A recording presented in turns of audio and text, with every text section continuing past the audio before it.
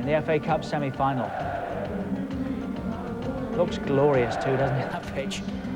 The odds on the first to score: 5-1 Spencer of Chelsea, 6-1 Peacock, 7-1 Oakes of Luton, 8-1 Dixon of Luton, 9-1 Cascarino of Chelsea. Match odds: Chelsea are evens, 11-4 Luton. After 90 minutes, the draw is 15-8. Of course, there's extra time today in the event of a draw. Replay at Villa Park this Wednesday if it finishes a draw after 120 minutes. The cup odds: United odds on, Chelsea 3-1, Luton 13-2, 10-1 Oldham Athletic. And the Premiership results, scores in many cases, results in some. All results now, all confirmed. Coventry 1, Tottenham 0. Peter Undlove with a penalty. Julian Dix settled the game at Anfield with a penalty. Manchester City 2, Newcastle 1. Walsh and David Brightwell for City. Norwich City 4, Southampton 5. A rare and priceless goal from Ken Moncau in injury time, settling it. Also 3 in that one from Matt Letizia. Sheffield Wednesday 3, Queen's Park Rangers 1, and a single goal for Tony Cottee at Upton Park. West Ham 0, Everton 1. Big win for Everton. There's a wonderful atmosphere about the place. The debate is over as to whether the semi-finals should be at Wembley. That's where we are on a glorious afternoon. Chelsea go head-to-head with Luton Town, the last survivors from outside the Premiership. Let's get a word with our match commentators today, Andy Gray and Martin Tyler. Hello, Richard. Hello again, everyone. Andy and I have been here since about midday. David Pleat was here at 10 o'clock this morning. No stone to be left unturned for the Luton camp. He was checking with the groundsman the dimension of the playing surface here at Wembley, wondering whether his players might come out and look at it and be frightened by the size of it. In fact, it's 3 yards longer than the average league pitch, not that much wider, so that's another piece of information that the Luton players have had to digest. But that's typical David Pleat, Andy. It is. Funny enough, man, I had him on the book room on Thursday, and one question he wanted answering was, can anyone here tell me how big Wembley is pitch size? There was no one in the stats department there at that time of night. We couldn't help David, so I'm not surprised to hear he was here early in the morning, probably pacing it out himself. Yes, I'm sure he was. But Glenn Hoddle played under David Pleat, and we all know about the 1987 FA Cup final. That was Glenn's last game for Tottenham, incidentally. Do you think that will have a bearing that in reading each other's minds and the different approaches? No, I don't think so, Martin. I think both teams, as we'll see when we go into them, are going to attempt to play different ways. And I think whichever team dominates the game, whichever team starts the better, could have a huge bearing on the outcome of this game. And I don't think the fact that Glenn played for, I think it was just 1 year under David at Spurs, will have any bearing on the outcome of the game today. Well, the privilege of playing at Wembley might soothe a little of the pain for the losers today, but coming second in an FA Cup semi-final remains a pretty sorrowful experience. Beaten semi-finalists are soon forgotten. Walking around the ground, you have to say Chelsea have the edge when it comes to the number of supporters here. They had their bigger allocation.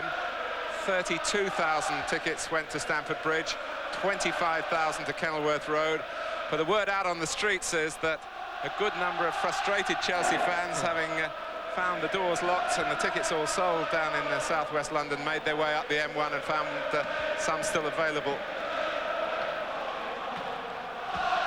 That's certainly the impression you get, Martin, with the noise being generated by the Chelsea supporters. So Chelsea show first in the tunnel. Dennis the Menace, the artful dodger at the head of the line. A player who 6 years ago this very day scored the winner in an FA Cup semi-final against Luton for Wimbledon.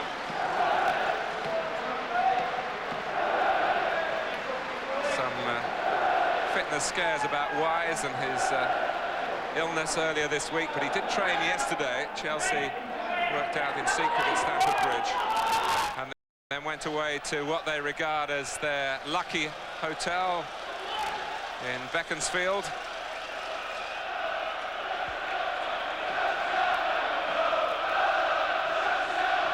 Trevor Peake leads out Luton.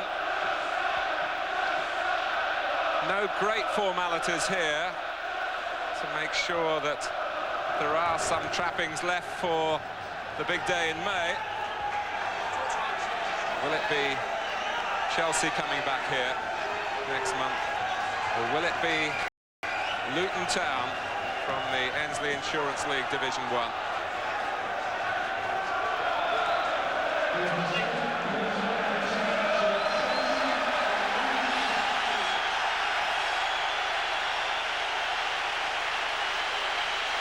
Two clubs in the lower half of their respective leagues have really found their feet in the FA Cup.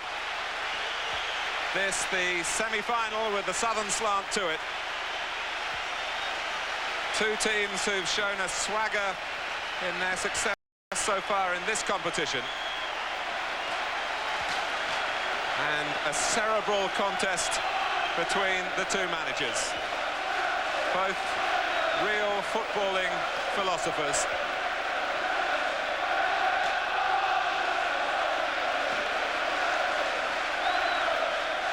And that's a terrific sight.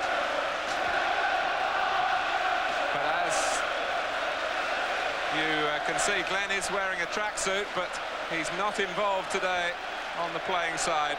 His troublesome Achilles tendon has ruled him out of the 14 that he's named for this FA Cup semi-final. You have to say the attendance here and the atmosphere supporting the choice of venue, much criticised, of course, by traditionalists.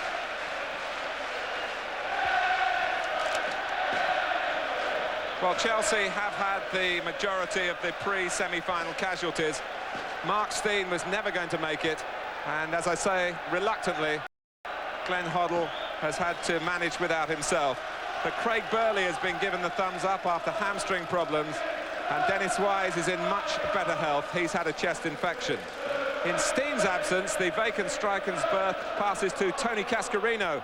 Only his second start since December for a club which has given him a free transfer at the end of the season. And with Steen's absence, Martin, it's a different front two. I would expect them to be looking to hit Tony Cascarino, and instead of two mobile front men, look for Spencer running all round Cascarino, forward, going deep, doing everything like that. In midfield, that's the key for me. Who will win that battle in midfield? Look for Eddie Newton to look for Scott Oakes. Look for both full-backs to push forward onto the wide men to try and make up the numbers in the midfield area. That, for me, is where the battle may be won and lost today. David Pleat, as in the quarter-final replay against West Ham, is able to put out his strongest side. Alan Harper was one injury worry with a calf strain, and yesterday Scott Oakes took a heavy fall in training, while Kerry Dixon needed emergency chiropody on a poisoned toe. That was last night. Dixon is able to face Chelsea for the first time since he left Stamford Bridge. The cup run has thrust into the limelight Luton's young lions like Des Linton, Paul Telfer, Kerry Hughes, and particularly Oakes. How they cope with the stress of a semi-final will be one significant factor. Well, the four you mentioned, Martin, vital. Linton, Telfer, Hughes and Oakes. The one thing I can tell you about coming to Wembley for the first time, you just don't know how you're going to react, how your legs are going to feel, how you're going to perform. For David Pleat's side to win today, those four players have to form well, and particularly Scott Oakes. Alan Harper, we know, will drop in front of the two centre-backs, probably to get himself around Peacock. Make sure nothing happens there. Priest, the playmaker, they will try and get him on the ball whenever possible and get him to play. For me, whoever wins at midfield, Martin, could well win the match.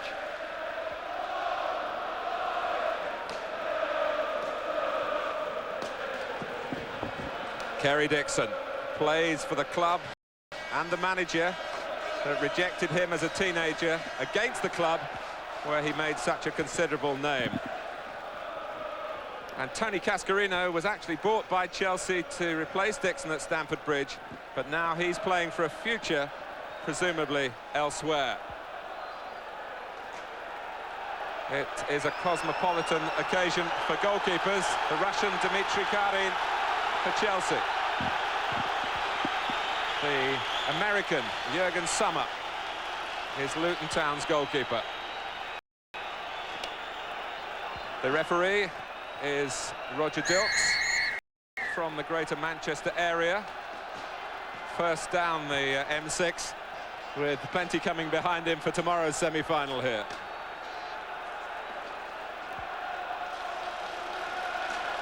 Well, this is a semi-final which symbolises a splendid season in this captivating competition. Luton Town have been leading the way for the lower division clubs who caused so many upsets. Chelsea, famously unpredictable themselves, and finding themselves at this stage for the first time since 1970.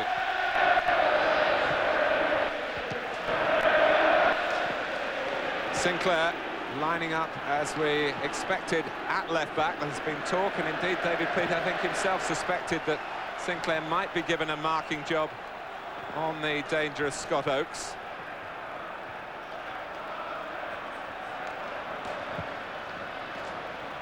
First challenge for Dixon, but Erland Jonsson, an old friend, has been speaking warmly about Dixon and the way he helped the Norwegians settle into English football. But old friendships are forgotten for the next couple of hours or so.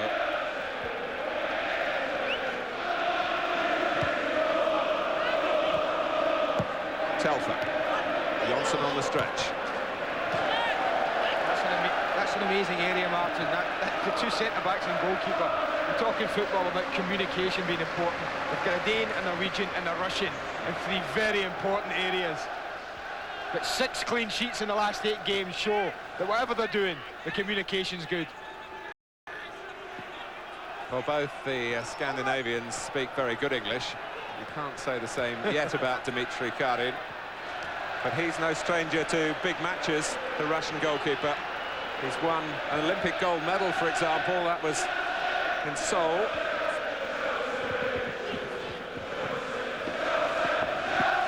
Telfer with a throw. As Dixon had glanced it on awkwardly, first of all, awkwardly for Chelsea. Oakes over the top looking for the Welshman Kelly Hughes, but the ball running behind for a goal kick. I must say the pitch has taken all the rain in the London area absolutely splendidly. No complaints from the players at all. In fact, there was a match an hour or so ago between the youth teams of the two respective clubs. I don't know whether it's an omen, but Luton Town won it 2-0. It is in very, very good condition, Mark. It really is.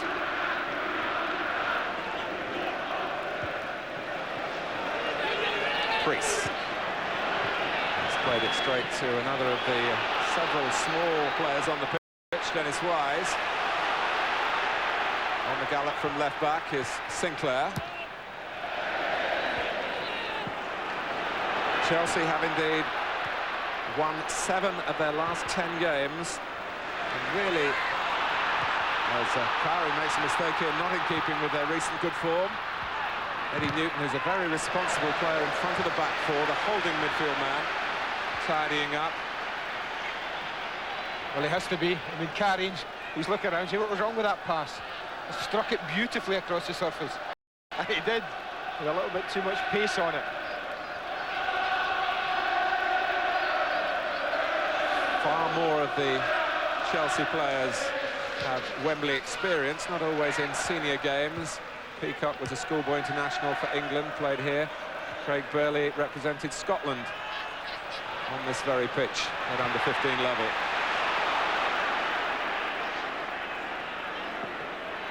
Sinclair, pressed by Telfer, who gets the tackle in, defending from the front for Luton Town. That's what they're going to do, Martin. Eddie Sinclair's not naturally left-footed. You could see there he wanted to get it onto his right foot. He's wanted to do that every time the ball's arrived there. I think what David Pleat is going to do is send him in there. They're going to send him infield on his right foot into what he hopes will be packs of white shirts.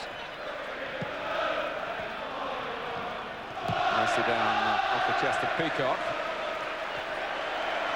Here's Wise. Such a superb supplier of chances for others. It's awkward for Dreyer for a moment. Wise. Newton.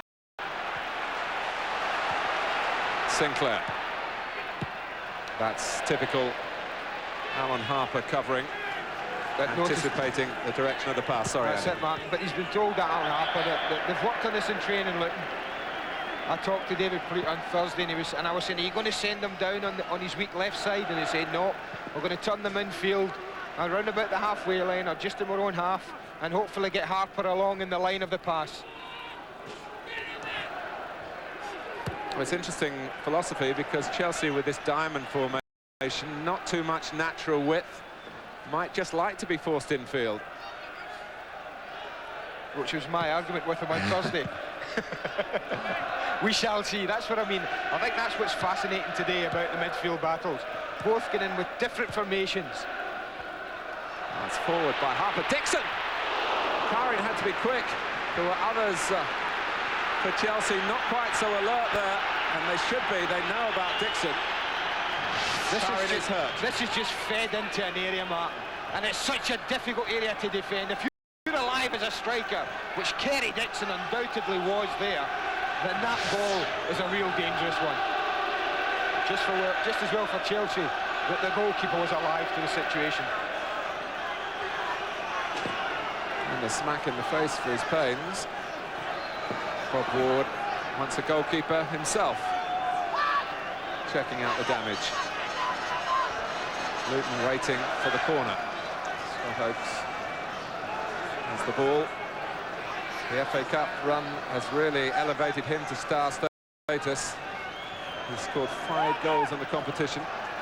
Annexing with that hat-trick against West Ham. The corner rehearsed, back for Harper. Chelsea trying to hold the line, but dragged in a bit deep, letting Luton get in there. And it's another corner. Well, that one's right off the training ground.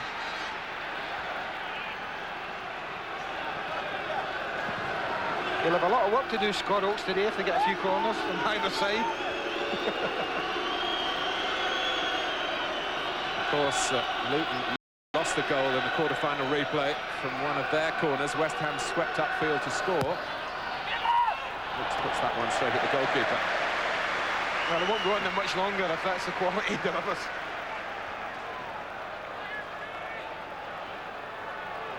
Both clubs very confident about the outcome today.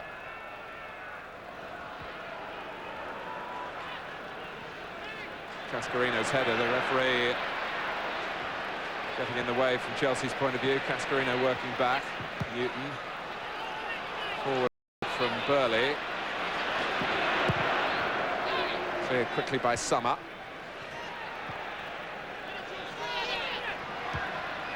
Headed by James, the left back for Luton Town. Clark hoisting it. Not the biggest side up front, unless they find Cascarino, and that fell into John Spencer's territory. Dixon got a terrific reception when he came out to warm up from both sets of fans. It was a very touching moment.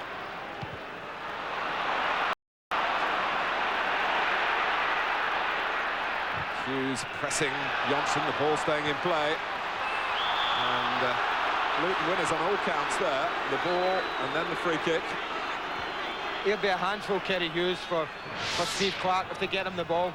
He's got good confidence, Hughes, he's got good trickery, and he's got good pace. And that'll give Steve Clarke a problem if they can get him enough of the ball. Well, David Pleat does believe that there's been a bit too much concentration on the likes of Dixon and Oakes, and the surprise packages today could be his wider players. This fella, Kerry Hughes, already a full international for Wales, and Paul Telfer. He speaks very highly of Telfer, David Pleat, he really does. Telfer, who's already played for Scotland at B level. And here's Telfer helping it on. Des Linton going in with the goalkeeper who fists it away.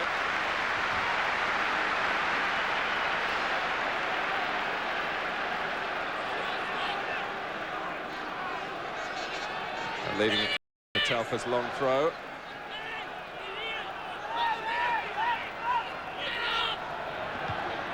Newton got to it. Helped forward by Wise, but Spencer was running away from him. Hughes. Newton, neatly done. Spencer. Burley to the right.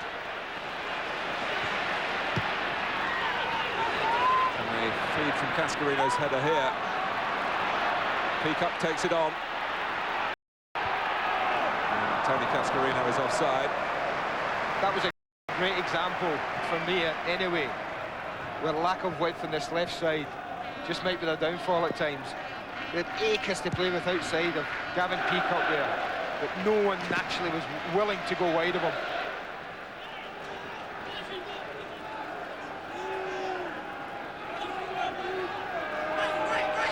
Luton to take the throw, coming up to 10 minutes gone, and no real signs of nerves from Luton, the underdogs.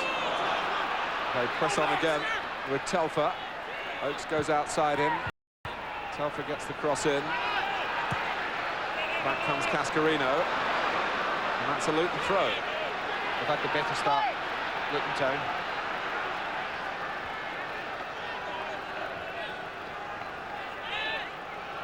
And they wait again for John Dreyer, who always hovers in the goal area itself. There's Dixon to aim for as well. Doesn't reach either of them. Wise can't work it away. Been a real outlet for Chelsea so far. Now they have a goal kick. Well, it's a venue that tests the stamina, and Dennis Wise has had a couple of days in bed this week.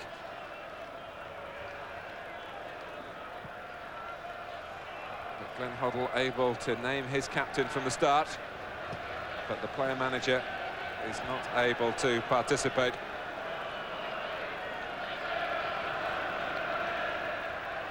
Wise and Newton are having a right ding-dong. Dennis Wise wants them to pull a bit further towards him here for the kick-out. Newton's having none of it.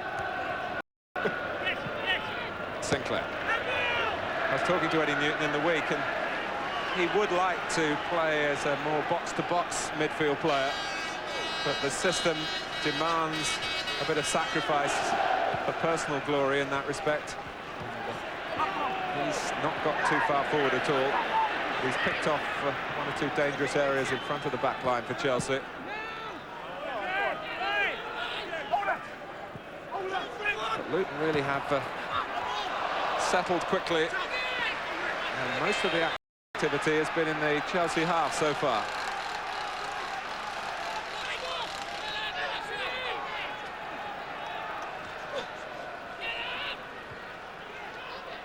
Linton. Spencer. Now Wise. Telfer was a bit late with the challenge there, and Roger Dilks was aware of that and has pulled the play back for a Chelsea free kick, and he's going to have a word with Telfer as well.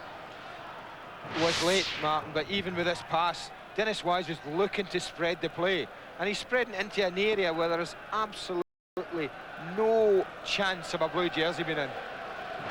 And over by the far touchline, one or two messages coming from the bench via Steve Clark. Peter Shreves passing on Glenn Hoddle's thoughts. And Steve Clark now asking, I think, if we can read the gestures, just getting a bit more width involved. That wouldn't surprise me.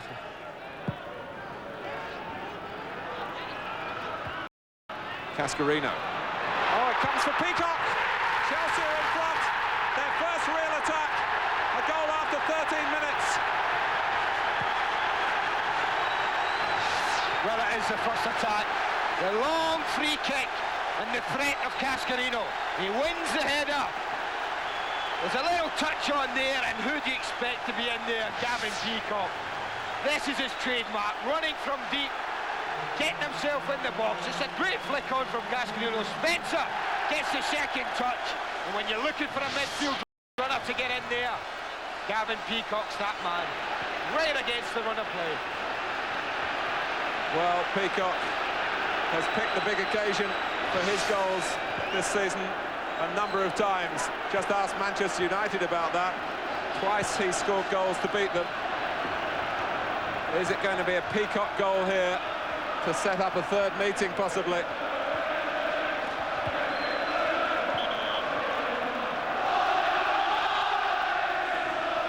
Well, Luton have got to show that they can withstand a really heavy blow. It's only the second time in their cup run that they've been behind. It happened against West Ham in the quarter-final replay. Gavin Peacock didn't play at his old club Newcastle on Monday because of a calf strain. They kept him in cotton wool, really, with the semi-final in mind. And you can see why. He has that wonderful habit for a midfield player of arriving at the right time in the penalty area. Two important headers, one from Cascarino, the other from his strike partner Spencer. Dropped into a lovely inviting area. Peacock gave it the appropriate finish.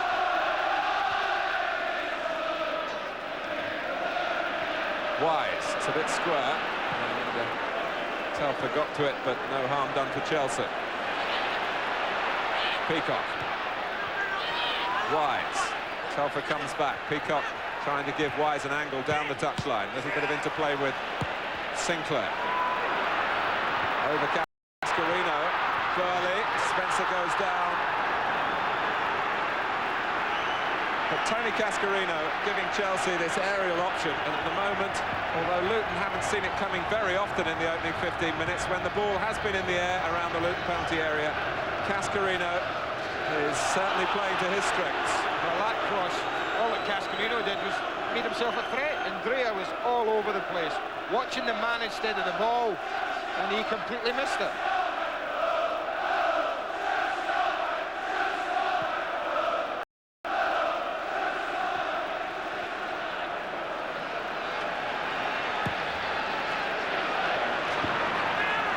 Spencer held it up well. Cascarino once more gets to it. There's offside here. Someone keeps it out from Peacock. That would be a worry at the moment, because I tell you, the Luton back four are not small. They're all about 6 foot plus, the lads. But up till now, Cascarino's been the dominant one. And it's no surprise that they'll look for him early on. You've got a big centre forward and you're getting some joy, even though you love to play your football. And hey, let's get the ball to him, get runners off him, certainly early in a semi-final. There was a good flick by his opposite number in style, Kerry Dixon, and it's led to a Luton free kick in a position here that might cause Chelsea a bit of heart fluttering.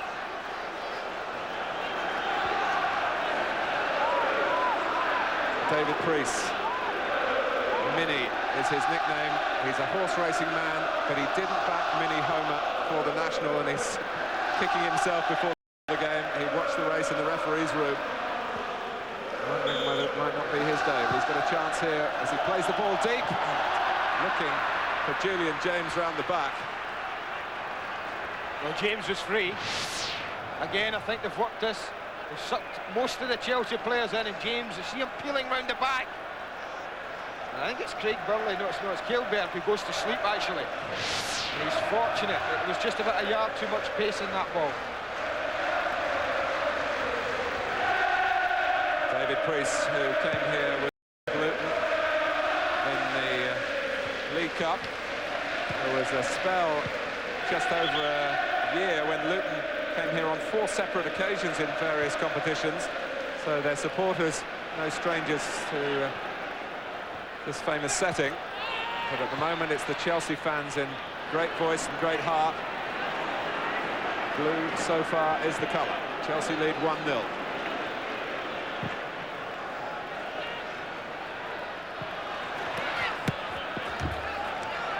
But just to go back to Tony Cascarino, it's an amazing situation. A player who is going to be discarded by the club unless, of course, I suppose they have second thoughts. He hasn't really played enough games over just over 2 years. It's been the problem. This is his 41st major game for the club. And he joined in February '92, played a few games alongside Kerry Dixon at the back end of that season. And it's been another typically injury-strewn season for the Republic of Ireland international, who's certainly got the World Cup finals to look forward to. Is it going to be the FA Cup final as well?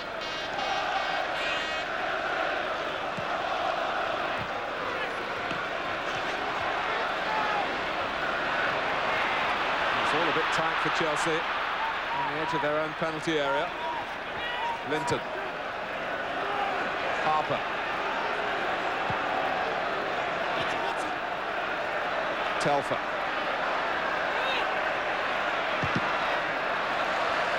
Flies away off Frank Sinclair.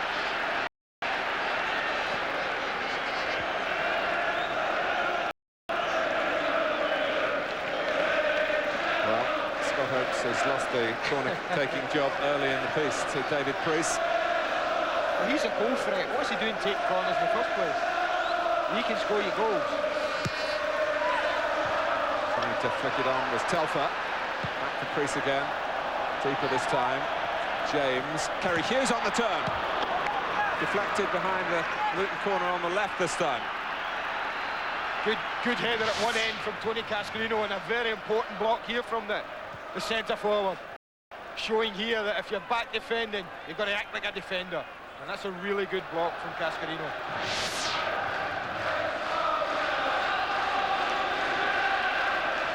Chelsea delaying the taking of the corner because they have a player injured. I think it's Eddie Newton. You know, you've had 20 minutes, Mark, and if you were a Luton supporter and you'd nip down for Frank Sinclair, by the way. you'd nip down for a pie for a minute and miss the goal, you come back up and you think, hey, this is a great start for our lads. We're playing really well.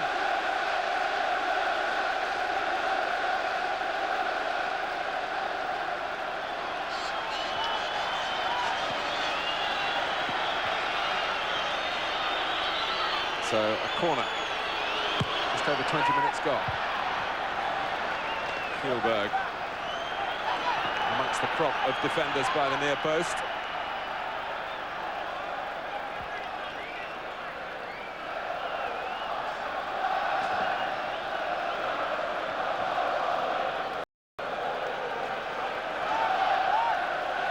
Dixon waiting by the near post. Hughes has made a run across. And concentrating on the ball was Craig Burley. Harper gets it back for Luton. And just knocked away by the fingertips of Kari, and Priest can't turn. Peacock trying to crowd him out. Telfer is there. Oh, and it's a mishit by Hughes. Nicely dealt with by Linton.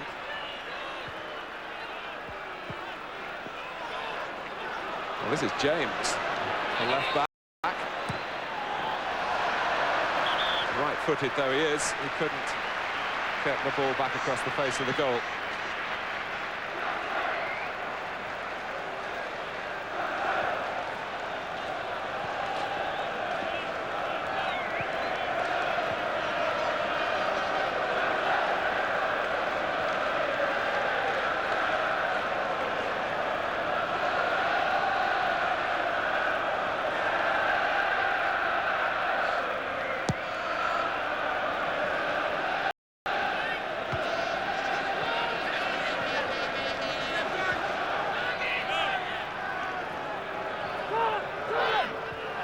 Harper. Priest. Foul by Newton.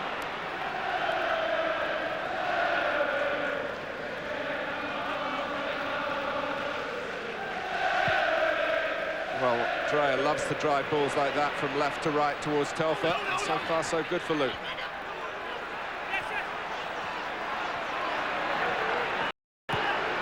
Harper. Here's Hughes. Priest. Oakes is holding on the left. James is there as well. And the two of them combine. And Steve Clarke, who's many Chelsea fans' choice as a potential player of this season, turned quickly and kept Oakes from cutting in behind him.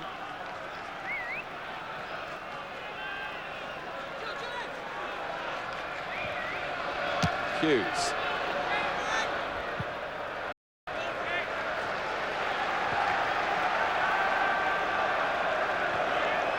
David Pleat wondering about his side's resilience here. He prepared them with a speech about the strengths in the side, some quotations from Robert Browning, the poet, and from Winston Churchill as well.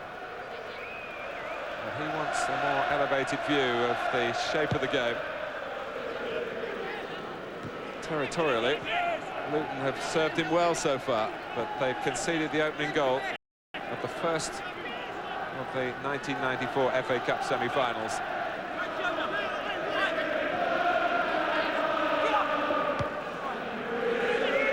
Just a moment's hesitation by Johnson. James. Hughes. Telfer. But trapped by Sinclair. Maybe that's one reason why Frank Sinclair wasn't moved to follow Scott Oakes. He's got a real challenge in dealing with Paul Telfer at left back. He has, and the one thing Telfer will know is that he's going to have his work cut out if he wants to outrun Sinclair.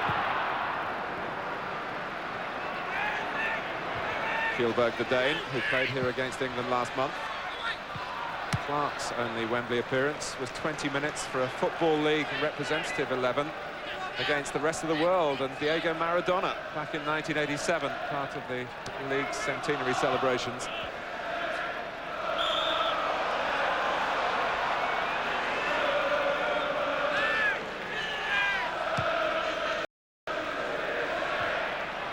Kjellberg cuts it out.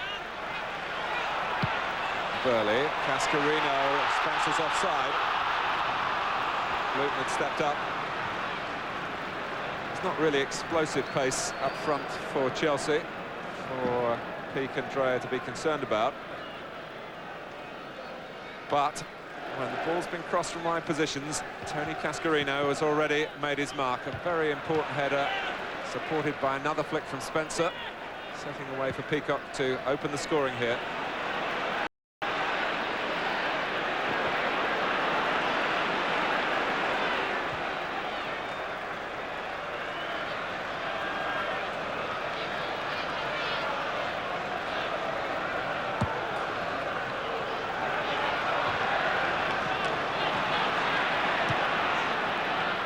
Dixon couldn't quite find Oakes in the right stride, but with the impressive size of the crowd, the sunshine, just occasionally it crosses your mind that this could be an FA Cup final on a balmy May afternoon. Linton. Much has been made of the fact that Chelsea have twice beaten Manchester United this season. We should point out that they've also twice lost to Oldham Athletic.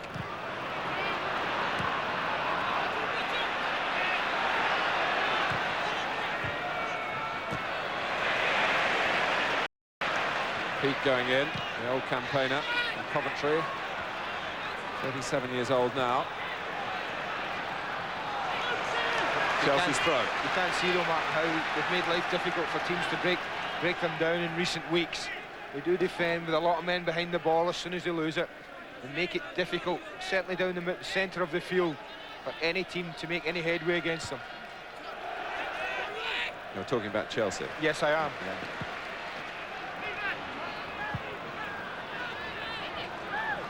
Well, it's been a strange season for Glenn Hoddle. His first, of course, in charge at the club.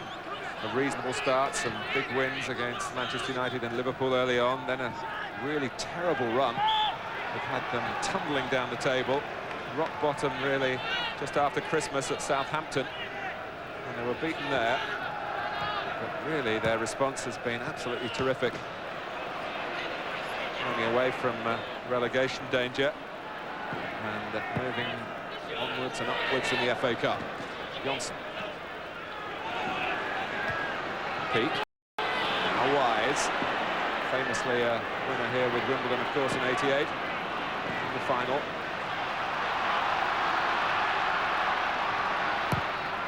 Hughes. Well, that's where was a bit lucky. That's what they mustn't do, though, Martin, is give the ball away cheaply like that. I do feel the way Chelsea are set up, with that narrow midfield, as we've spoken about, that the best ploy for Luton is change of play. If they've got it on the right, they're looking left for James. If they've got it on the left, they're looking right for Linton. And those two players, I feel, can get themselves some space. And that may be something that David Pleat can spot from his elevated position as well. Well, it's a late tackle by Dreyer. through the back.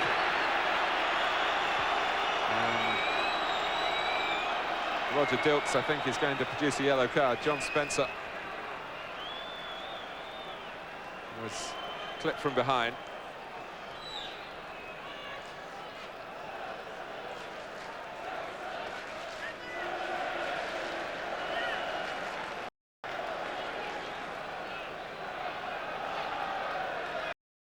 First yellow card of this semi-final.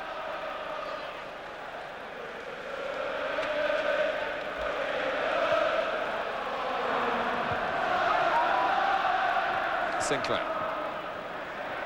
Newton. Here's Clark. Peacock. Back for Clark again. Still Clark. And it's a corner, and John Dreyer in the end just did enough, but Steve Clark with a superb run, help from Peacock, and Luton was training to stop him going all the way. I don't think he ever had it that much under control where he could just pull the trigger and get a shot in. It was a wonderful run, but if we watch it closely, it didn't just sit for him. It runs away from him there, he can't get a shot, he has to go again. He's never really in control of it, and that's what gave John Dreyer the opportunity to get his body in the way. There was a cavalier charge by Clark earlier in the competition that set up a goal for Gavin Peacock against the Sheffield Wednesday. Looking into the sun doesn't make it too easy for those on the bench to see quite what's going on. Here's Clark. Strong Scottish influence to this Chelsea side. Kjellberg deliberately letting it run. Newton. Clark again. Well, Spencer had to skip out of danger then, but with this low centre of gravity, he's very mobile, but he really does his work in the opposition's penalty area, a natural goal-getter. He's had to work hard to win over Glenn Hoddle, only back in the side since the turn of the year. Cascarino. Spencer. Frank Sinclair had to take it straight away. Again, no, it's aerially they've got problems. Cascarino. Spencer again getting a header in there when David Pleat will probably feel he shouldn't be doing that. It's two important headers that young John Spencer's won off Tony Cascarino's flicks. They'll accept that Cascarino will win a few, David Pleat, but I'm not so sure he'll be pleased about Spencer winning his share. Oakes to Priest. Kjellberg took the sting out of the shot. Peak with a header down. Wise.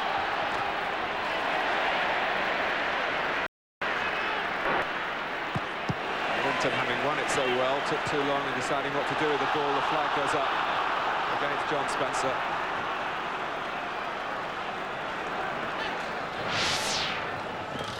It's a good ball. You know what he's trying to do. And perhaps looking along the line, John Spencer will feel he shouldn't have got himself offside.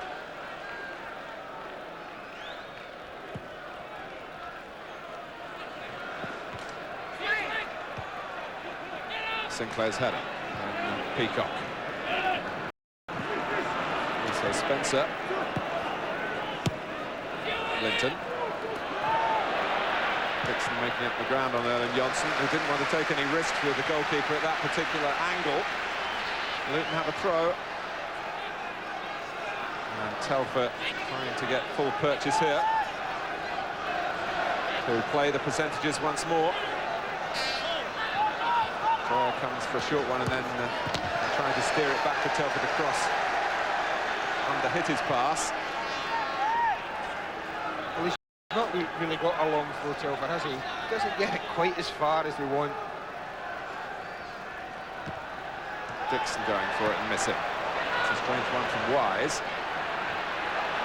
Burley defended well. Peacock. Oh, presented back to him. by Oakes. Burley takes it on, a good turn in a congested area. But Alan Harper had fitted in to the back line responsibly.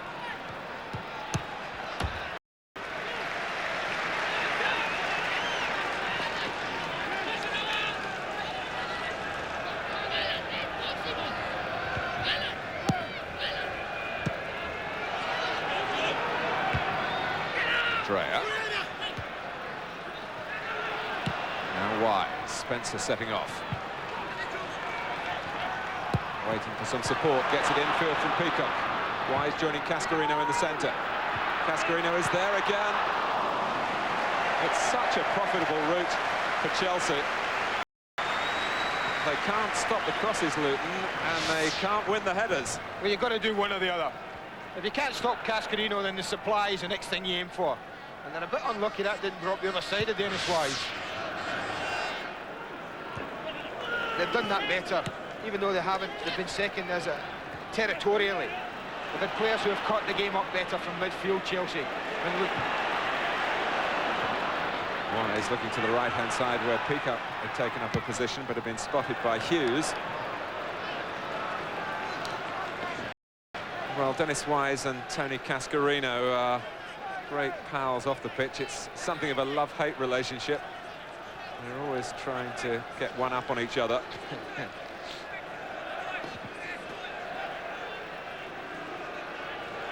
Julian James needing some attention from Andy McDade.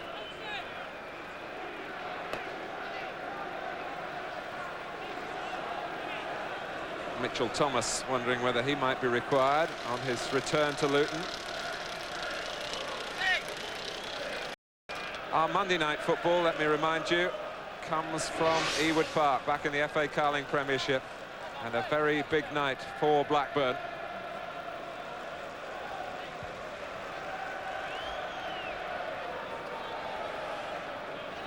Well, David Pleat is a man who's been through the mill and conquered some personal anguish to rebuild his career.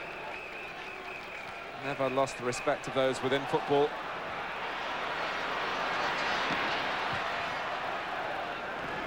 But the anguish he's feeling at the moment is just whether his team are going to be able to give Chelsea greater problems. They had a good share of the ball. They were controlling the shape of the match when Chelsea took the lead.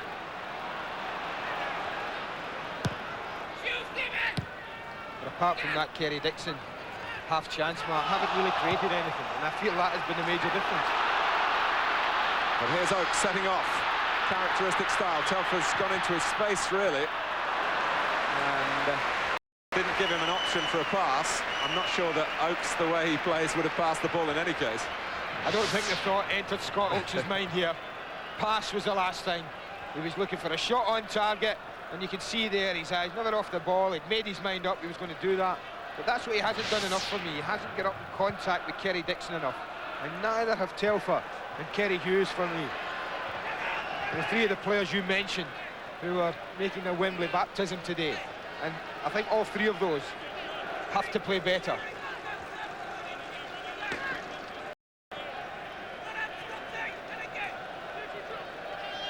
Clark with a throw. Newton.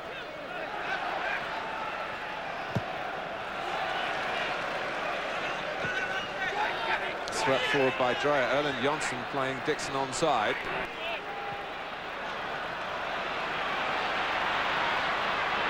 Harper having to work hard facing his own goal.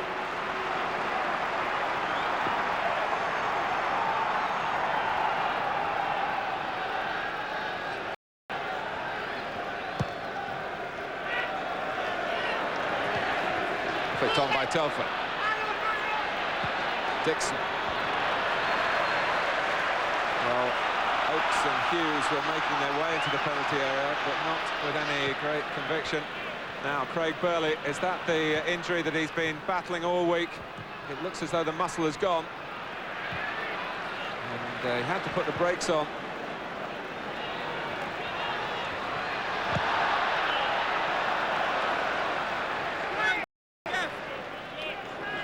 Well, the cycling shorts. Obviously a protection to keep the muscles warm and hopefully strong, but they may not have done enough for Craig Burley. 6 minutes to go to half-time, and Glenn Hoddle and Peter Shreeves ponder a change. Darren Barnard and Mal Donaghy are the two options. Well, you can see what they're treating the hamstring area. And he's running quite comfortably there, and suddenly he pulls up. And if it is a hamstring problem he's had, there's certainly nothing in keeping him on. They won't earn anything. They might make a quick decision. I mean, they'd obviously, I think, like to get through to half-time before making a change, but with 6 minutes to go, that might be dangerous carrying a player. Well, Burley stays on.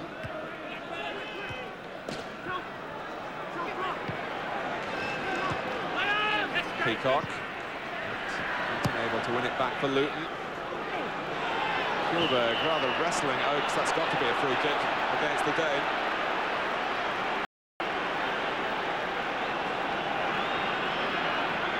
Still plenty of activity on the Chelsea bench.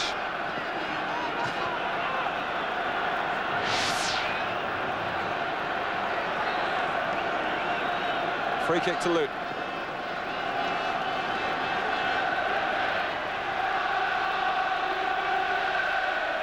Oakes. There's part of a trio there trying to trick Chelsea. There's Oakes again.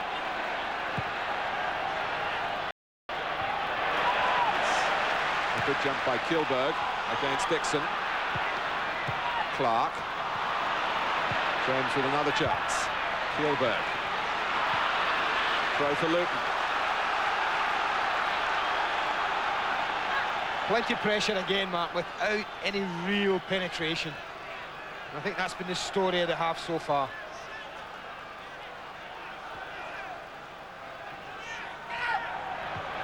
It was Clark. Telfer trying to take it on. Harper. Johnson trying to lead the line out defensively for Chelsea. Nice header down by Linton for Oakes. Dreyer makes the first run, and the ball put really into the goalkeeper's territory.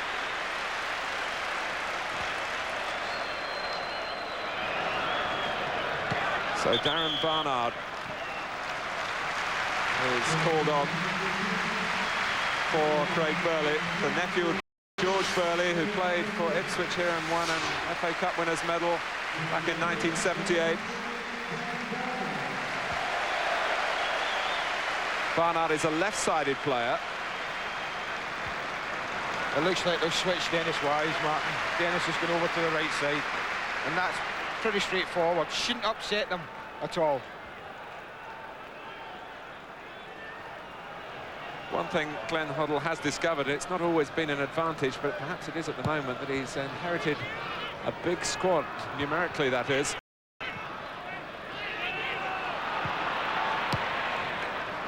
I think it's taken Glenn quite a while to work out which players he wants to keep and which perhaps are disposable.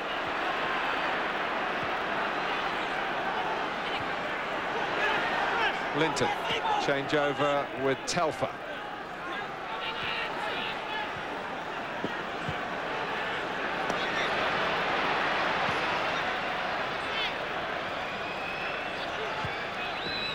Hughes, cross goes Johnson.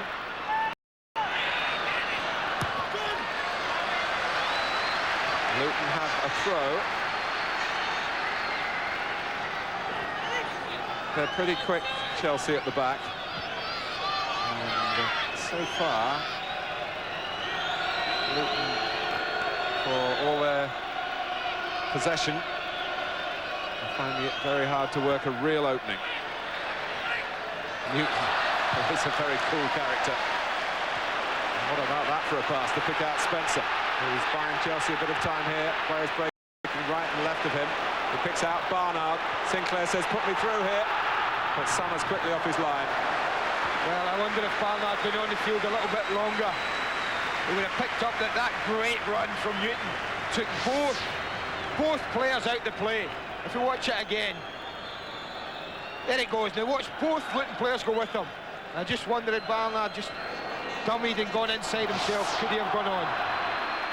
It's not easy for Karin, but as I say, he's been brought up through the ranks of youth international, and virtually every game since he's been an 18-year-old has been an important one.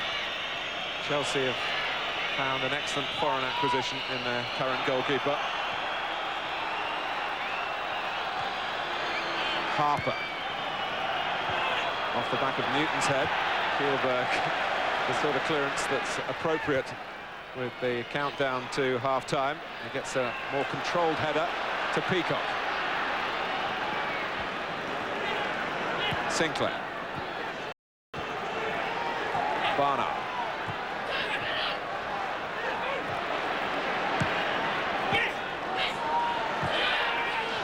Wise, able to turn and thread it away for Peacock to cross, for Cascarino to come in behind Spencer. Wise on the volley. If there has been a difference as well in the attacks, Mark, it's the word pace. There's been more of a zip about Chelsea when they've been going forward.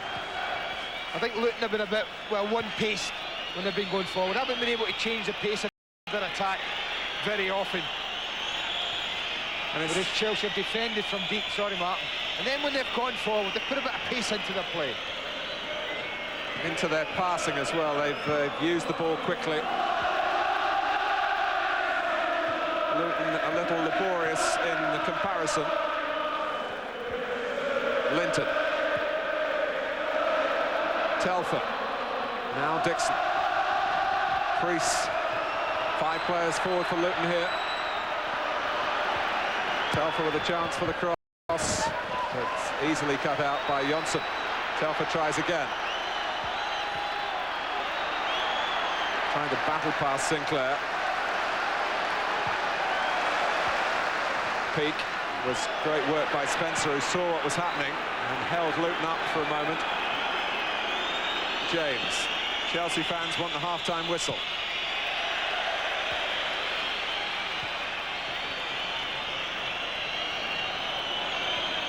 Luton Town, who've never won the FA Cup, are behind, approaching half-time in the semi-final, only the 4th in Luton's history.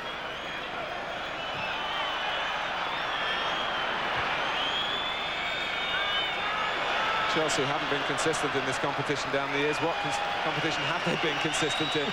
They're such a colourful club. Always newsworthy.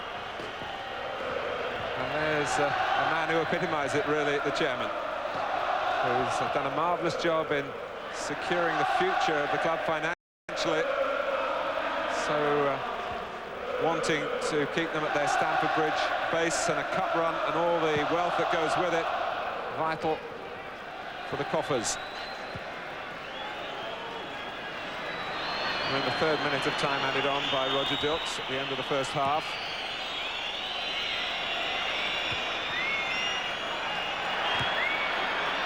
Dixon. Priest couldn't do much with it. Now winning the race between the 2 number 12s. And he, well aware, I think, of what's on the clock.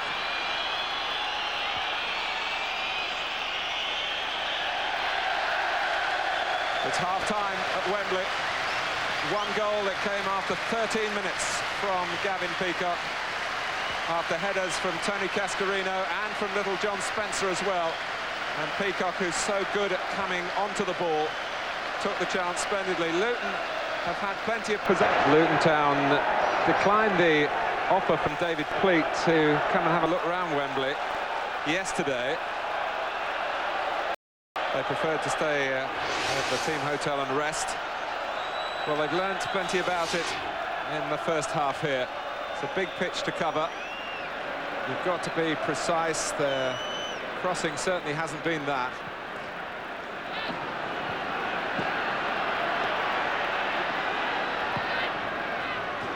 Dixon, it's a miscalculation by Kielberg. Will it break here for Priest? Not quite. Barnard, who came on just before half-time, Clears for Chelsea. I think if that had been at the other end, Martin, and that's a major difference, we would have had a Chelsea shirt arriving at the edge of the box to smash that towards goal.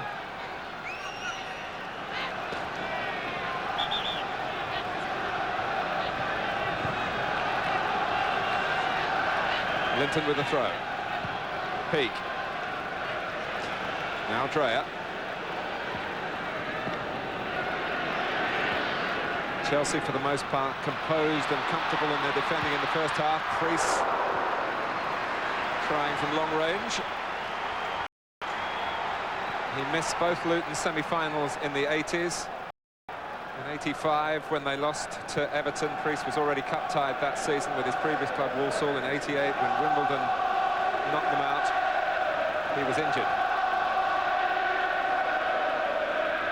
That was a day that Dennis Wise will never forget, because he won the day for Wimbledon. And so far, the side that he captains here are in the driving seat in the 1994 semi-final. Spencer, here is Wise. Cleared by Linton. Peacock, whose goal was so typical of his skills and the way Glenn Hoddle has used them this season. Cut out by Clark. Oakes. Tough has come centre. Nixon is behind him. No problems for Sinclair to bring it away. 2 up for Chelsea. It's through midfield, and Barnard. Priest got to him. You know, when you talk about those things, bits in the game, the balls drop into the midfield area. I think what Chelsea have done as well today is they've won more of them than Luton. Flicked on by Cascarino. Peacock for Spencer. For Peacock. Is it 2? Brilliantly taken. Gavin Peacock has done it again. That's what we mean, Martin. Seconds after I mention the word bits, what does Gavin Peacock go and do? Cascarino flicks it on.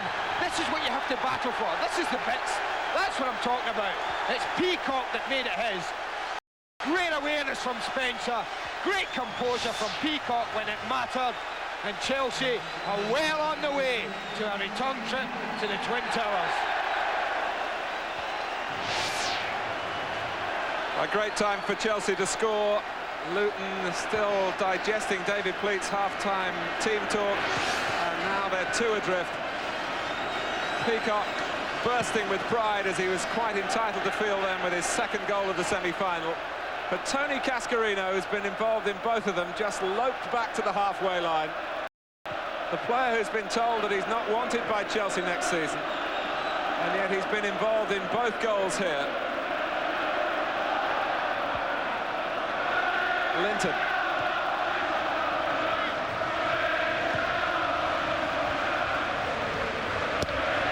Here's Dreyer.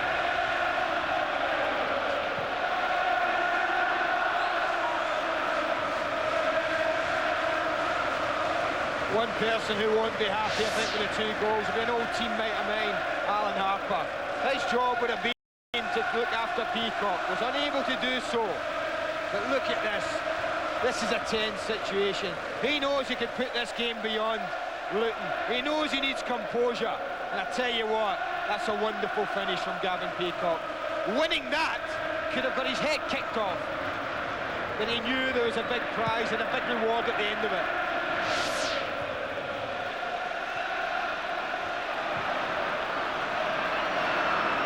Well, an 11-year gap in Gavin Peacock's Wembley experience. He was itemised as one of the country's top youngsters as a 15-year-old, played twice here for England at the under-15 level. And then an odd career, really, around from Queen's Park Rangers to Gillingham, where he was guided by his father, Keith. Bournemouth, really at Newcastle, showing signs of being able to play at the highest level. And he's certainly shown that with Chelsea this season.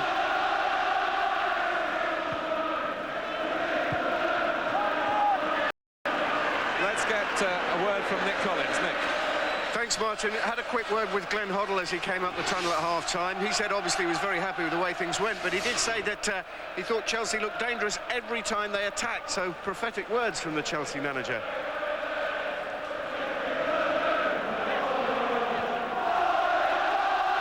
Well, that certainly was, I think, a widely shared view of the first half, although Luton had more of the ball. The Premiership side had the potential in front of goal, and now through Gavin Peacock it's really fulfilment as well. Spencer. Well, they don't want to get too confident. There was a cheeky air to the flick. Dixon. Here's Telfer. Luton have got to dig very deep here.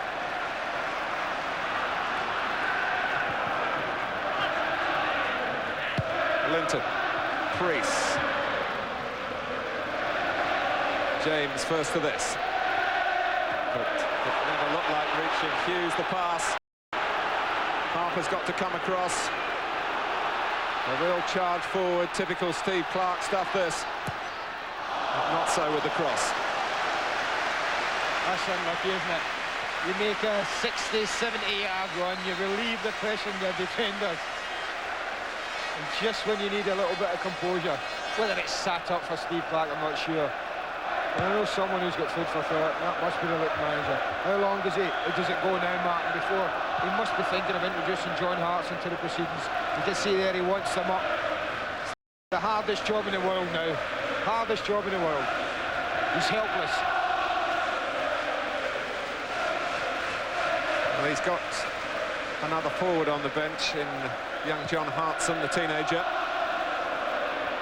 Johnson.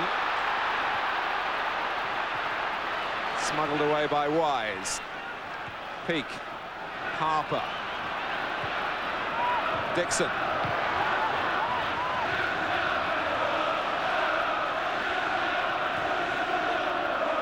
Now Hughes. Priest putting a ball for Hughes to chase, but Chelsea continue to look compact in their defending. This is well organised defending. Whoever's doing that at Chelsea, Martin's doing a good job at the moment.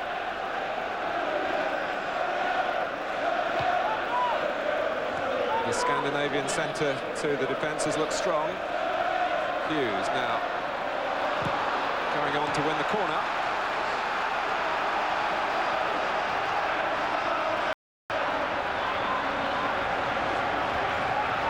Chelsea have just left John Spencer out to give them a way out. And it's made Luton lead 2 back. Oakes takes the corner. When it came low over Dixon to Karin. Well, it looked to me as if Erland Johnsen knew exactly what he was doing and ducked under it. And whether he got a call, some sort of call from his goalkeeper, I don't know. But it looks as if he just pulls his head away from it. He knows that the goalkeeper's giving him some sort of call. What's goalkeepers in Russian?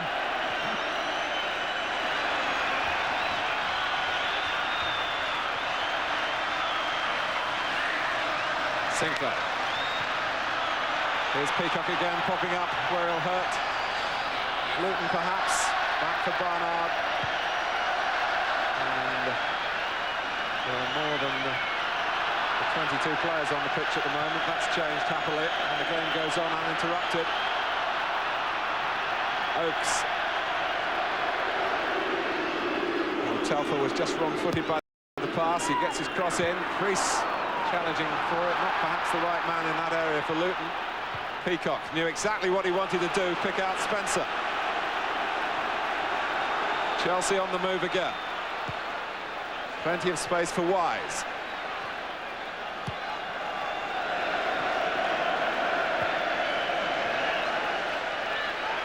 Barnard. Luton have ruined some reputations this season, at least as far as the FA Cup is concerned. Chelsea having a say for the Premiership here, but most of all for themselves. Lovely play again from John Spencer. Barnard just straight offside. I think Chelsea will enjoy this now, Martin. They know that Luton have to throw men forward, and I think they'll just defend deep. And that's another thing that we should give them credit for. We wondered whether they'd go man for man in Scott Oakes. I think Glenn obviously has decided not to sacrifice changing the style, but defend a little bit deeper probably. They have defended in depth.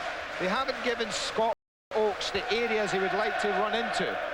And that's probably been why he's been so quiet. And they'll do the same, and they'll look to break quickly. Over Cascarino this time, but he chases and rises there before him. The cross, it's only little John Spencer in the penalty area for Chelsea. It needed to be a ball of rare precision, even by Wise's standards then. Brought away by Hughes. Luton may feel now that they've got little to lose, and that might provide a greater degree of inspiration than we've seen from them so far. On from Oakes to James, stretching to cross. In comes Dixon, it's too long anyway.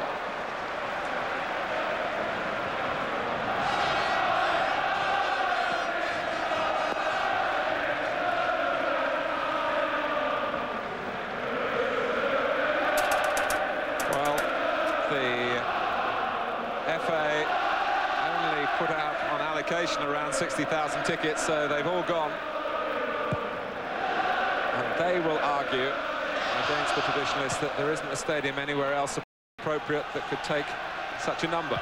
So for the fans, well, certainly the huge number of Chelsea supporters, they're enjoying this semi-final stage at Wembley. Though I have to say that there are many, many who believe that it shouldn't be the case year in, year out. Shouldn't be the case, full stop.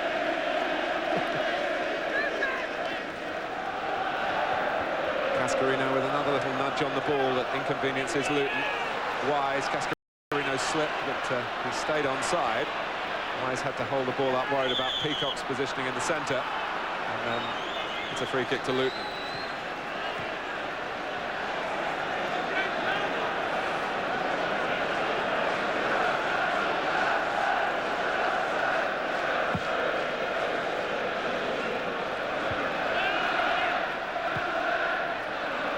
Harper. Telfer's header. Tackled by Johnson on Oakes. Scooped away by Newton. And Luton get the throw off Peacock.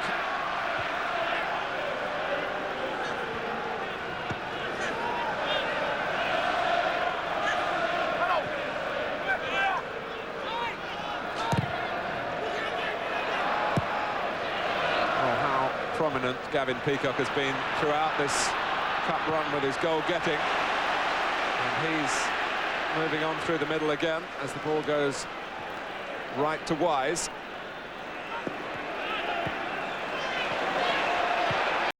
Spencer onside. Cascarino is there, and they get in each other's way and do the defending really for Luton. It was a bit of a catastrophe that for Chelsea between the two strikers. I thought Spencer was in here. I thought he was the one. I thought Cascarino would just run past the ball here, Martin. And then all it needed was then Spencer to run into that huge open space and have a shot at goal. But what Tony Cascarino does, he puts the brakes on. I think he fancied it himself. And then they just collide with each other. He's been bright second half, John Spencer. Darren Barnard getting a spot of treatment off the pitch at the moment, and he's come back on again with the blessing of the referee.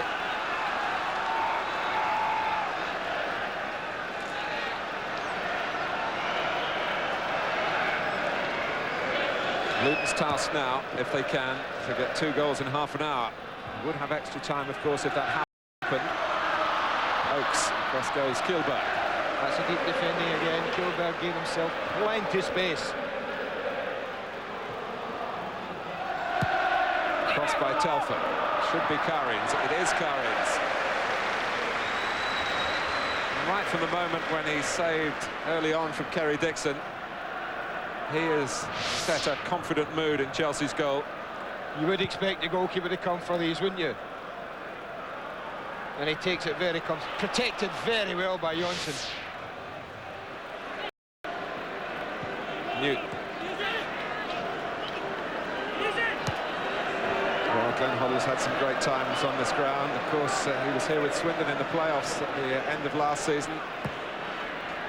Scored in a very significant day in Swindon's history, and of course left the club to take on this new life with Chelsea and to bring new life into Chelsea. Wise.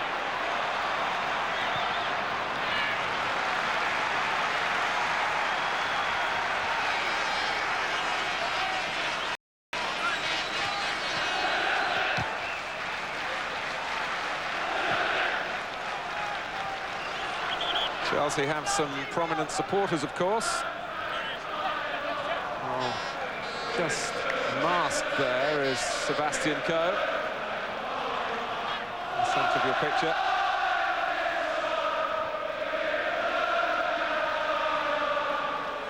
There's a governmental feel about Chelsea's followers as well. They come from the highest areas of Downing Street.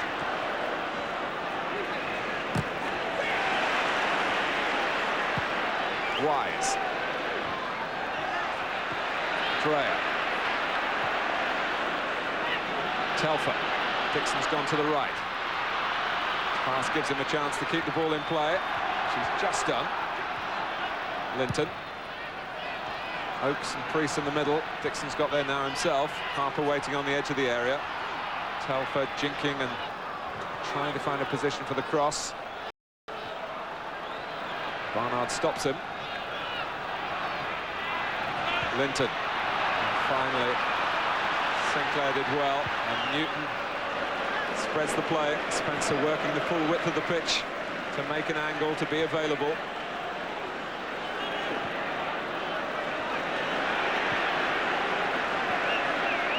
And there's a relaxed feel about Chelsea's football now, with the cushion of the second goal. So much so, Martin, I do feel David Pleat has got to change it very, very quickly. They look so comfortable defending. It's sometimes just worth changing the personnel, just to give them something different to talk about. But he has to do something. Chelsea are very, very comfortable at the moment and don't look in any real danger. James. Well, Luton has still got the ball. James is bowled over by Cascarino. Dixon. Here's Telfer. Oakes goes through the centre. Telfer uses him as a decoy. Priest is there as well. Still Telfer. Well, it's an admirable try in the circumstances. Someone's got to show some real ambition here and show that they're not going to go down easily.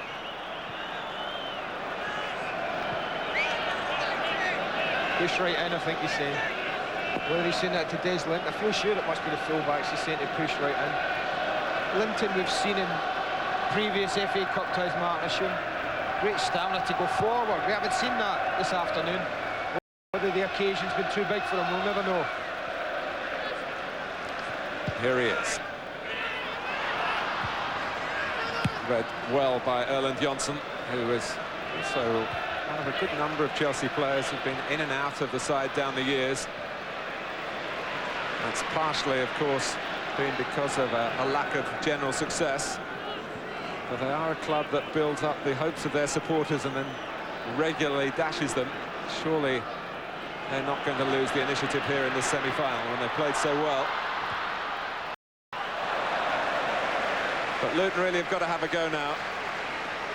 Otherwise, they're only going to be remembered, and not by many and not by long, not for long, as losing semi-finalists.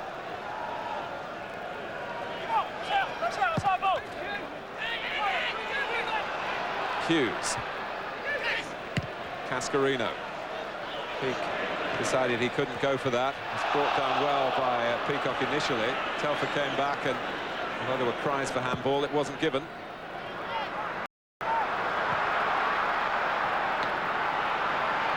You sense it's not been an easy occasion for Kerry Dixon.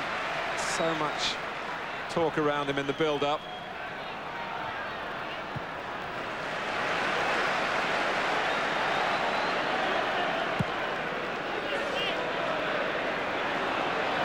Telfer, who is showing at least encouraging signs of having plenty of energy left on this sapping surface. Peak.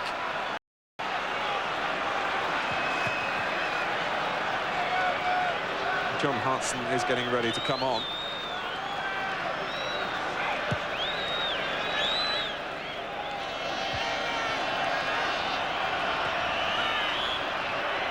Free kick given by a referee who was only a yard away from the foul on Priest. I want to get Hartson on surely before this free kick is taken. And it's number 19 that's being held up, that's Des Linton. So John Hartson has a Wembley appearance at the end of the week in which he's past his 19th birthday. That's on Tuesday. He scored notably in the fourth round replay win against Newcastle United.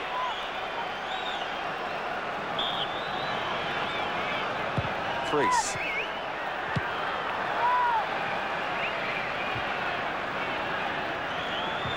Telfer.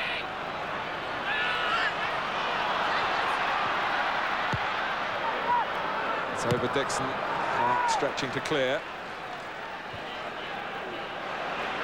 Peacock.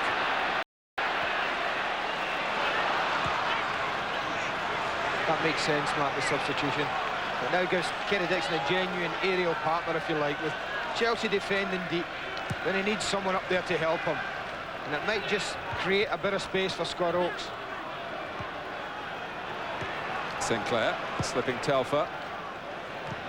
Looking at Spencer. Advantage played by the referee, who's clearly a foul by James, but Wise got the ball. And Cascarino, of course, had so few matches recently. One full game on Monday at Newcastle. An international recently for the Republic of Ireland against Russia, a reserve game as well. A substitute appearance here and there, and today Playing a big part. He's done well, hasn't he? Yes, Done well. He's been good at what he's good at, in my opinion. You know he's got ability aerially. He's used that so much so that he has been involved in that department in both Chelsea goals. He's never going to run away from players, Mark. You have to accept that.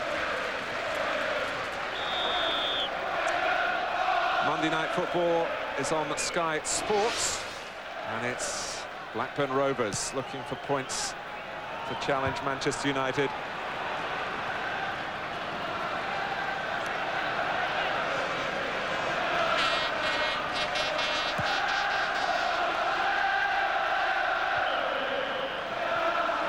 Free kick given against Hartson. Welsh Youth International. They have a supply line in young talent from South Wales to Luton Town.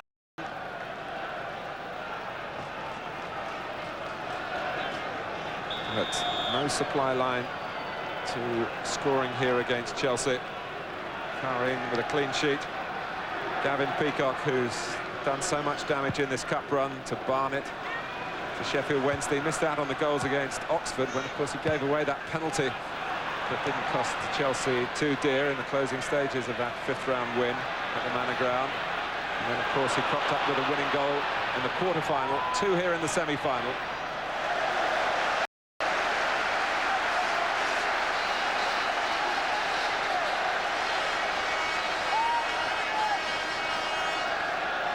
Wise with the cross. Cascarino coming in, and Sommer coming out.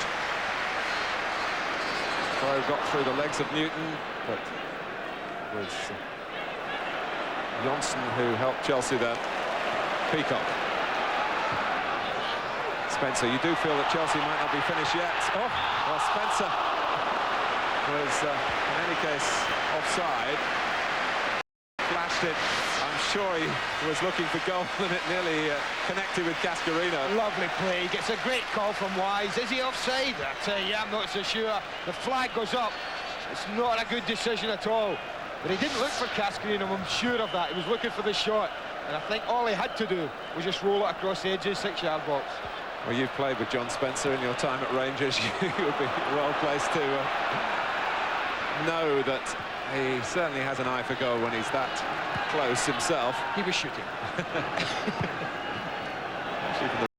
play, he might have got the benefit of any doubt and be telling Cascarino that he was going to tee it up for him. Hartson. Luton trying to find some life here late in the day, and Kerry Hughes is off target. Yeah, like so many of their attacks, it just breaks down at the edge of the 18-yard box. No real incision. It looks like a hit and hope to me. It's neither a cross nor a shot that's going to cause the goalkeeper any problem. Got to dig in though.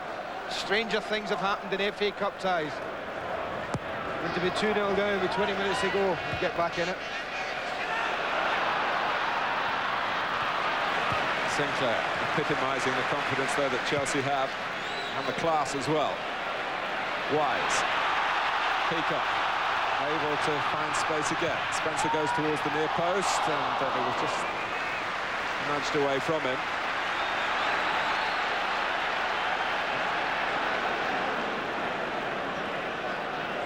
Hughes.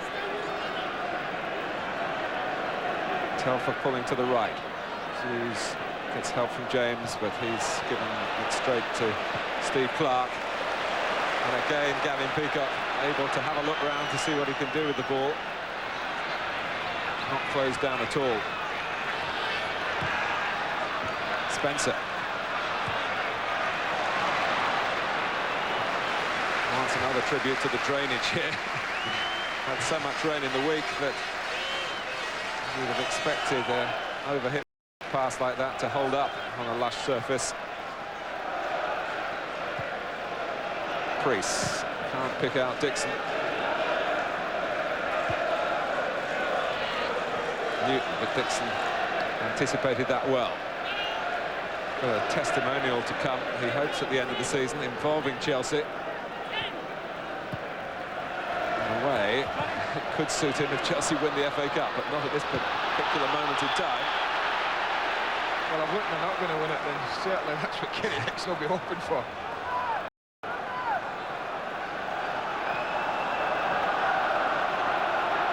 Well, Luton have a free kick. Could this be a lifeline for them?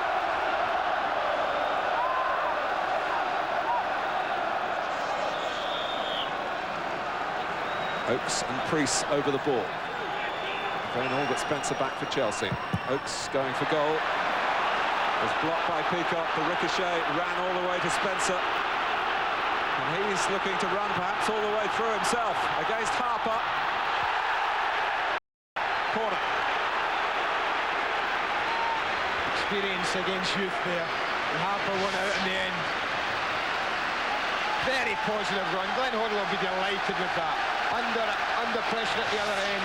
A run, a positive run like that works wonders.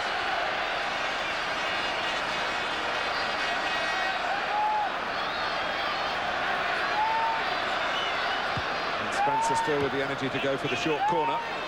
With Wise, Kilberg has come up. Cascarino, of course, is there. Here's Kilberg.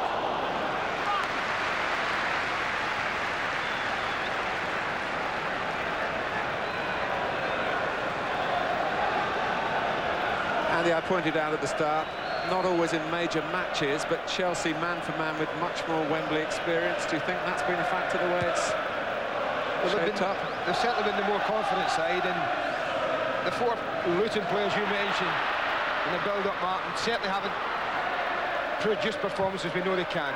Crossed by Priest, who has played here before and won here before. Priest again.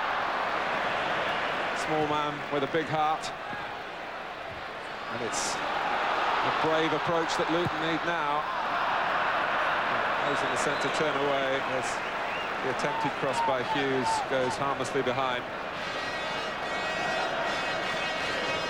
I mean, it was something that David Pleat talked to me about throughout this cup run, about how his players would react to certain situations. They didn't let him down against Newcastle. They didn't let him down in Cardiff in a difficult tie. They didn't let him down against West Ham. And the biggest stage of all in domestic football at Wembley. It's the one place where probably the people he was worried about haven't done themselves justice, as he would put it to me. Spencer. But how much of that is down to the way Chelsea have approached the game? Oh, a lot of it. They've defended well. I think the success has been based on good, solid defending, giving nothing away, being compact, being disciplined. And there's one player who probably won't get a lot of credit today. I think Eddie Newton, who has had a real disciplined day, and I think he's been very important for them. Yes, the holding role of Newton allows the free running role of Peacock. Cascarino and Spencer have had plenty of touches. They work an opening here. And again, Peacock is there. Pushed out by Summer. And first on hand was Dreyer. Electrifying work from Chelsea in attack. The interplay between Spencer and Cascarino didn't quite come off. It broke to Peacock. And he hammered a shot towards a hat-trick he hoped. Splendid save from Summer, and Dreyer, a pat on the back for him as well. But for him, there would have been a tap-in. Priest.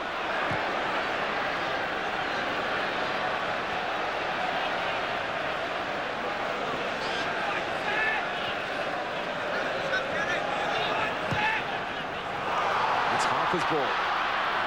Dixon's pursuit in vain.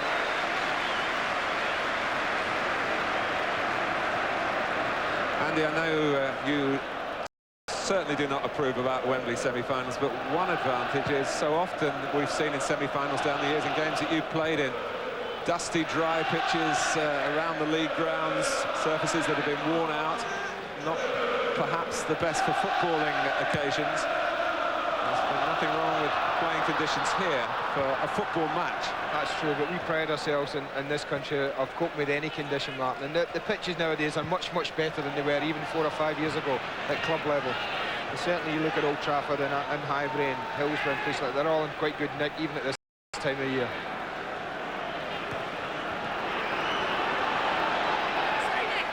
James.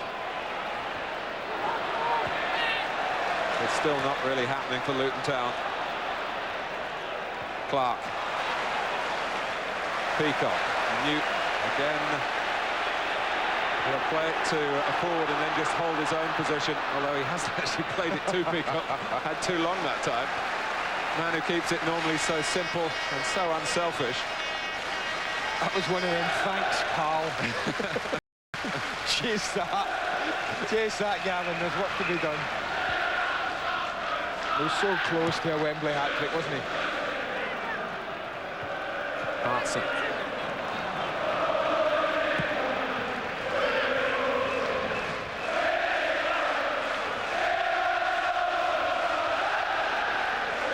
Well, Chelsea have had a good number of songs to their name down the years. Priest. They haven't had too many Wembley appearances at which to air them, so they're making full use. The fans here, I would say, in excess of 35,000 Chelsea followers in a crowd of just under 60,000.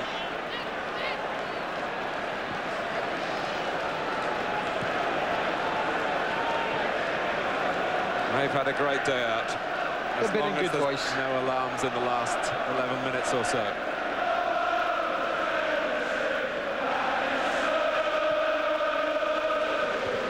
Cascarino with another header in towards Spencer.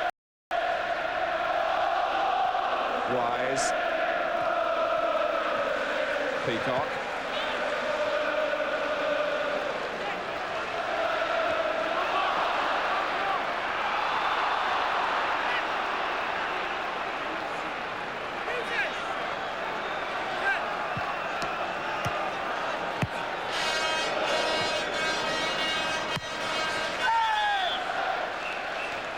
Well, Glenn has been with the Goliaths today and Pleat with the Davids.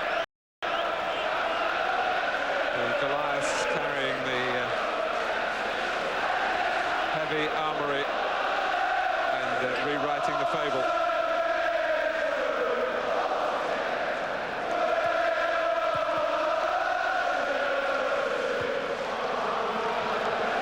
Touched on by Dixon. Luton continue to chase and hope. but there's been no real indication that they're going to find the pedigree that they've shown to get this far. A great night, as John Hartson will remember for all his career and beyond, when they beat Kevin Keegan's Newcastle at Kenilworth Road. Scenes that were emulated against West Ham 2 rounds later. Skill that took Scott Oakes to national prominence. But it hasn't been a classic for the Oaks today. The end of the rainbow for Luton Town. Well, unless something drastic happens in the last 10 minutes. There's been nothing in the previous 80, Martin, to suggest that Luton can score 2 goals in the last 10.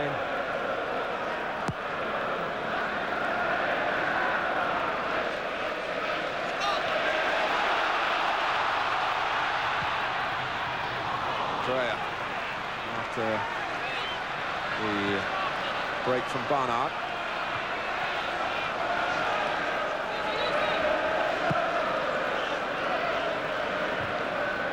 Dixon heads off. Off goes Hartson. Kjellberg, defender of international pedigree with Denmark. His colleague Erlend Jonsson is still hoping to win a place in Norway's World Cup squad. He's been conspicuously out of that particular picture. But Egil Olsen, the national manager, has made several trips to England to watch him recently. Hughes. Well, there you are. You only do that, I think, when you're very, very full of self-belief that the contest is over. It's typical of one of the few quality crosses that took the goalkeeper out the equation, and no one near it on the back post.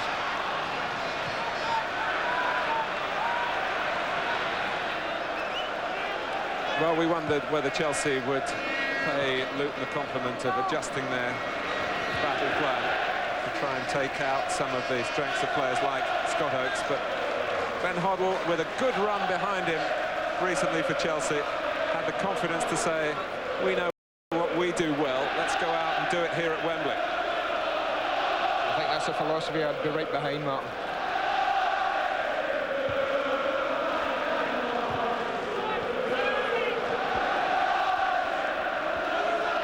Hughes. Dixon trying to dart away.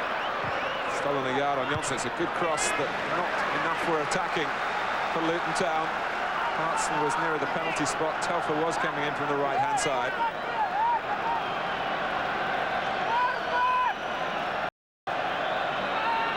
Priest to take the corner. Hughes. Oh, well, that was a free header for Julian James, pretty central. Well, they don't come any better than this. You've been out the game, you haven't looked like scoring, you're 11 yards from goal. All you have to do is direct it. The pace is all on the ball for James. And that is a pretty poor header, and that just about sums up the story of the day for Luton.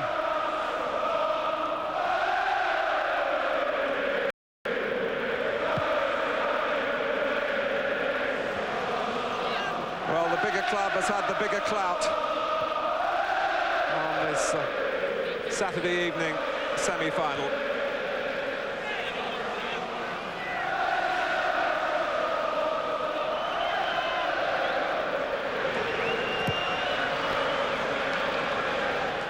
Jonsson. Cascarino. That's just too far ahead of Peacock. There was another decision that Glenn Hoddle had to make. He could have used Gavin Peacock in place of Mark Stein up front and filled others in to midfield, but he's taken the chance with Tony Cascarino to keep Peacock in his preferred position, and how well it's paid off.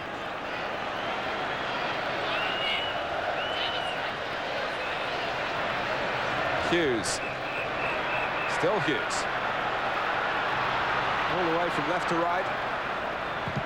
And he's forced a corner. A courageous run from the Welshman. Well, a goal for Luton even now could set Chelsea's nerves a-jangling. And Even Trevor Peake has come up. Telfer. Karine again. Makes it his with a minimum of fuss. Well, they get the first part of the corner right, and that's picking out Telfer. But what Telfer gets is too much on it. You see how much air he gives the flick. Didn't want it that high. But because it is, it's tempting the goalkeeper.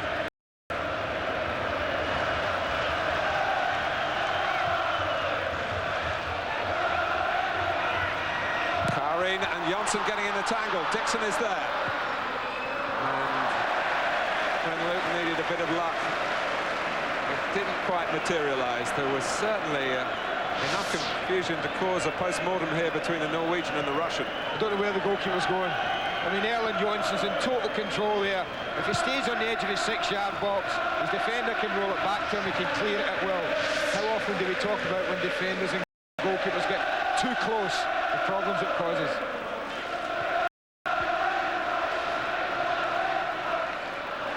Peacock. Barnard. Wise.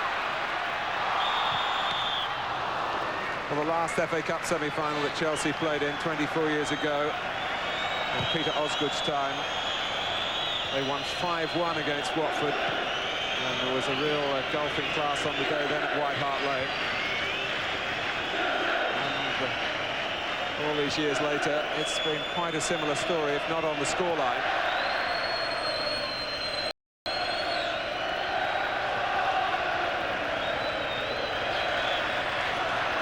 Free kick to Luton.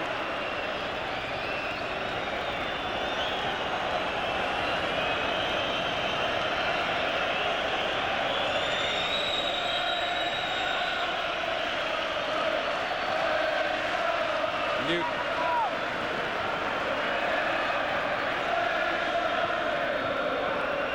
Dixon. Again, Chelsea crowded out in the centre again. They've got way forward through the willing running of Spencer.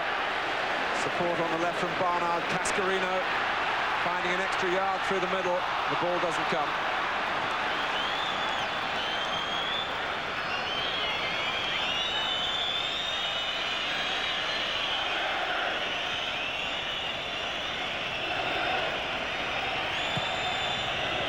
It's another wasted cross from very deep this time.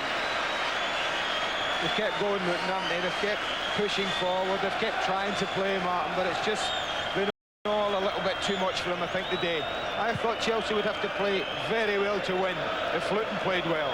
But I think, in all honesty, I think Chelsea have been comfortable. I don't think they've been overstretched at the back, and they've always looked to threat at front when they've gone forward. And like Peter Osgood said at half-time, if Chelsea needed another gear, I think they had it to go up. Bit of distress for the captain.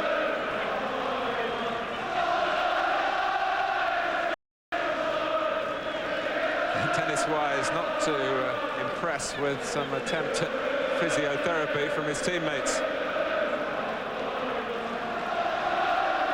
Well, one would suggest that those are Luton supporters trying to get on the motorway early and avoid the jams and trying to rid their minds of the disappointment of this afternoon.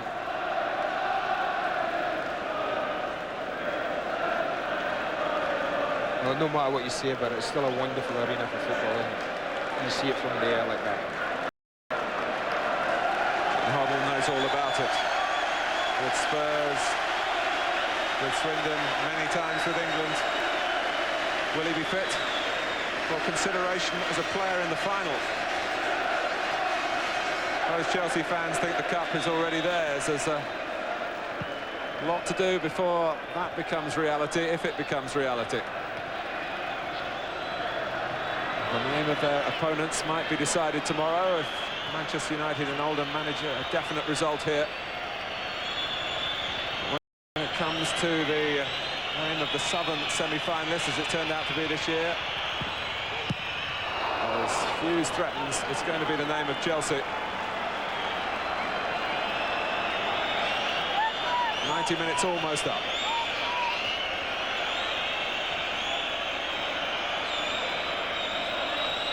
David Priest did say to me about 45 minutes before the kickoff, it's not going to be my day. He was referring to failing to back the winner of the Grand National, Mini Homer, the player known as Mini at Kenilworth Road. Amazingly, for all his connections with racing, which are considerable, just hadn't had time to place a bet. And a loser in that respect, and a loser out on the football pitch as well.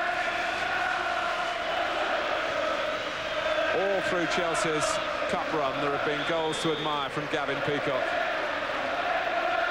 And he's taken his tally to 6 in the competition here.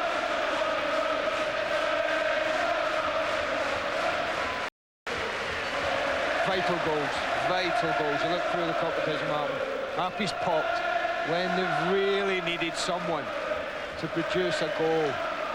How often this run has Gavin Peacock been that man? And it started so badly for Chelsea, being held at home by Barnet in what was officially an away fixture. Barnet switched it to Stamford Bridge, 0-0 there. Chelsea were guilty of rank overconfidence. Well, they've been up for this game, but they've certainly kept their belief in the right sort of perspective. And no one will deny that they've been worthy winners. The place in the FA Cup final goes to Chelsea, thanks to 2 goals from Gavin Peacock. Early in each half, the first after 13 minutes. And really within a couple of minutes of Luton coming out for the second half, they were 2 adrift. Luton succumb in the semi-final to end their remarkable run. Chelsea, maddeningly inconsistent so often, have stayed the course this time in this competition and have earned the right to return here on May the 14th, when they will either face Oldham, who've beaten them twice this season, or Manchester United, who, of course, as everyone knows, they've twice turned over, with Gavin Peacock very much to the fore on those occasions as well. Chelsea holding the sway, compact in defence.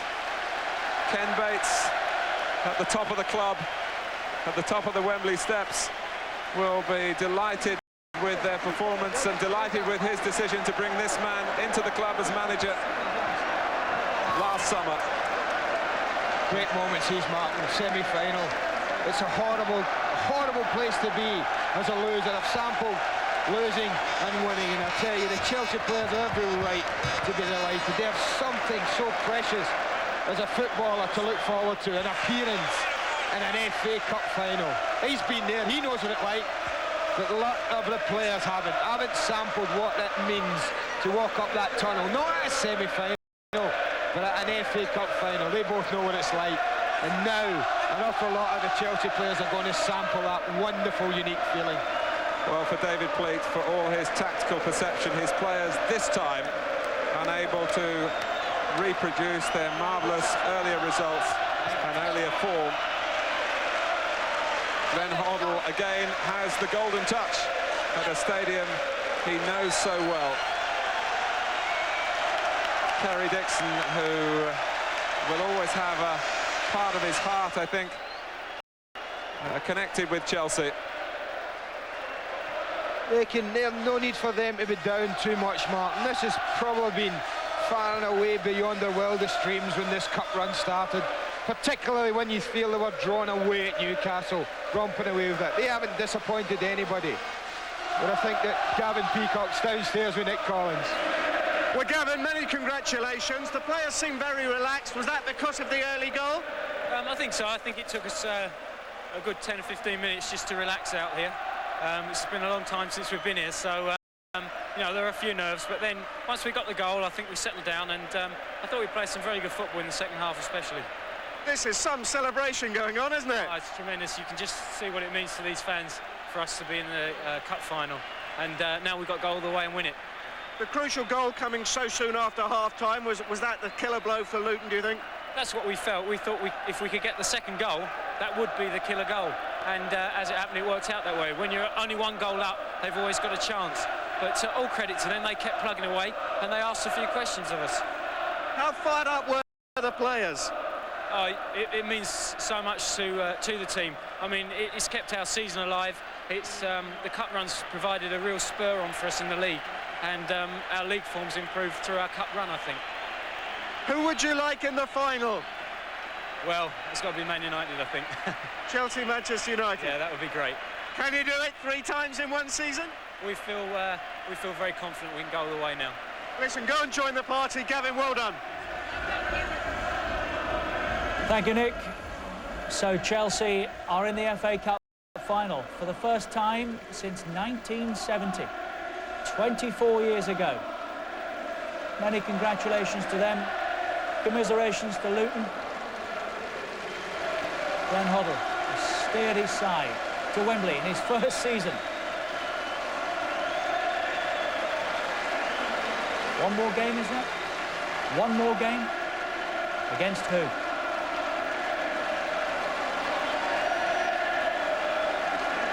David Pleat and Luton have been so helpful. The hospitality has been first class during this cup run. Big thank you from all of us for that. He suffered the heartbreak of a losing semi in '85 and again in 1994 as the manager of Luton. It's Glenn Hoddle and Chelsea who are coming back for the final. Right, short break. When we come back, we'll get the thoughts of Nick Harford and Peter Osgood. All the day's football results to come, and much more. Stay where you are.